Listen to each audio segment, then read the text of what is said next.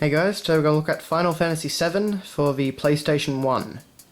Now, naturally this is a game which needs very little introduction, given the recent tide of compilation content and that sort of thing.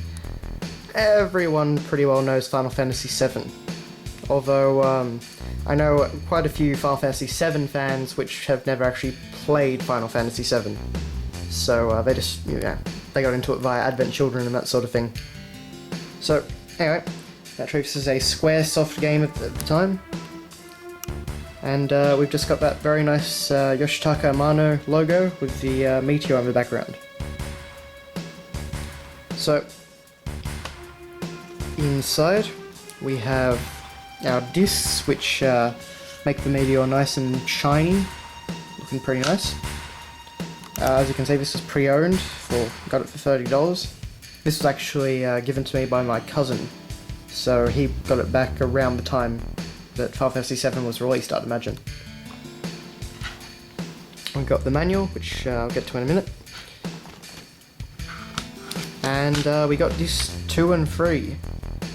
Back in the days when pretty much every random PS1 RPG came on multiple discs. Although you still do see it every now and again on the Xbox 360. So we've got the usual blurb and different pictures. So there we've got a rather spoilerific sequence actually of Cloud basically burying Aerith, or Eris. Scene there of interacting with the different Shinra guards in the scene where you're posing as one. And pretty cool sequence there from the Ifrit summon. And then we've got good old Midgar in the background there. One of the things that I really like about Final Fantasy VII is the way that it was one of the first games that really did a good job of dealing with kind of modern concerns. I mean, Midgar was a very modern society, and the whole thing about basically the government being controlled by the power company Shinra and that sort of thing. I thought it was a really good story, and one of the big things I haven't liked about the compilation is that they've really lost those sort of really complex undertones. They've gone for a bit more of an anime style of thing. And that's always disappointed me. But anyway, so moving on, we have the manual.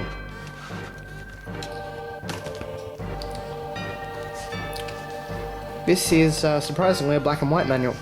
But, it's got some nice CG renders and such, so we've got a pretty cool CG render of Cloud with, I think it may be a slightly different Buster Sword because there's actually a little chunk taken out of it.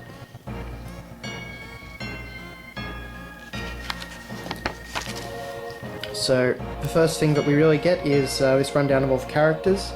We see their in-battle 3D models, basically, and we get a quick back history.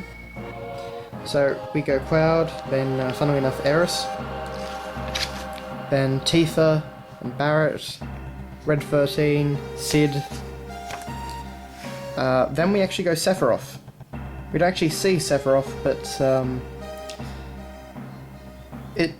this was always interesting to me because when I was flicking through this manual back before I'd found out about Sephiroth and that sort of thing in the game, having no picture there, whereas you had a picture for everyone else, seemed kind of interesting to me. So then we have Yuffie, and Kate Sif, and of course Vincent Valentine. Then you just move on, it's a pretty stock standard manual. So, yeah, not really much to say about it. One thing I do always like about this manual though is on the very back, you've got an advertisement for the PlayStation memory card.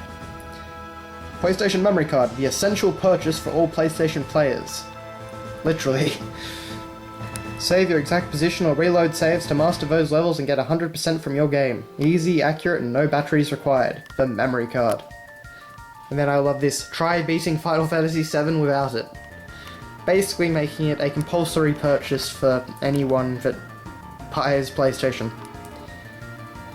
Obviously, the PS3 got rid of this, but interestingly enough, the PS Vita, it was recently announced, will be basically bring back the mandatory memory card for games like Uncharted and that sort of thing, which is an interesting step back to the PS1 generation. But anyway, so that in a nutshell is Final Fantasy VII. Apologies for the bit of a ratty packaging. It's lived a long life, been for a few hands. So yeah, you can actually see the pre-owned sticker is actually, well, stuck onto the side of the box. But anyway, thanks a lot for watching, guys, and see you later.